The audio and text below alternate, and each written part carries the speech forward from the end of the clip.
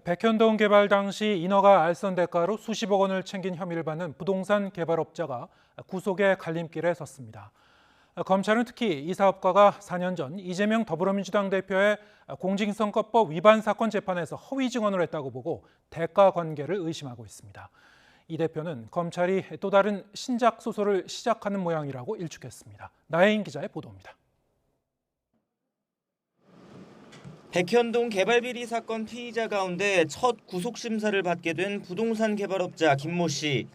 인허가 알선 대가로 뒷돈을 챙긴 혐의는 부인하면서도 과거 이재명 대표 재판에서 위증한 게 맞는지 묻는 말엔 아무 답도 하지 않았습니다. 당시에 이재명 대표에게 어떻게 증언해달라 요청 받으신 거 있나요? 백현동 부지 용도 상향 관련 35억 수수 맞습니까? 김 씨는 과거 이 대표의 선거대책본부장을 지낸 김인섭 씨와 공모해 백현동 사업 시행사인 아시아 디벨로퍼의 용도 변경 같은 인허가를 해결해주고 35억 원을 챙긴 혐의를 받습니다. 또 2019년 경기지사가 된 이재명 대표의 요청을 받고 공직선거법 위반 사건 재판에서 허위 증언을 한 혐의도 있습니다.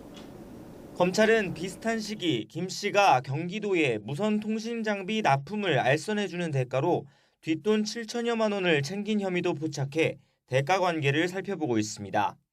재판 당시 이 대표와 김 씨가 나눈 통화 녹음 파일도 확보한 것으로 알려졌습니다.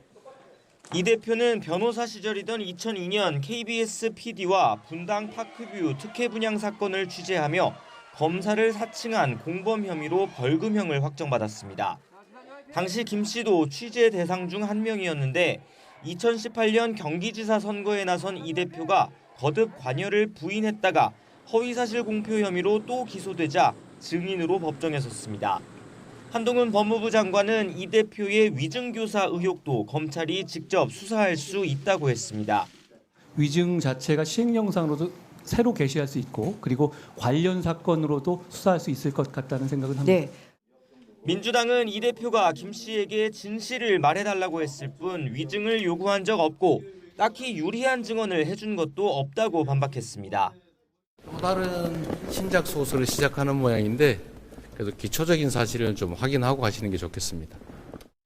당시 이 대표는 해당 혐의에 대해 1심부터 대법원까지 내리 무죄 판단을 받았지만 김 씨의 증언이 큰 변수가 되진 않았습니다.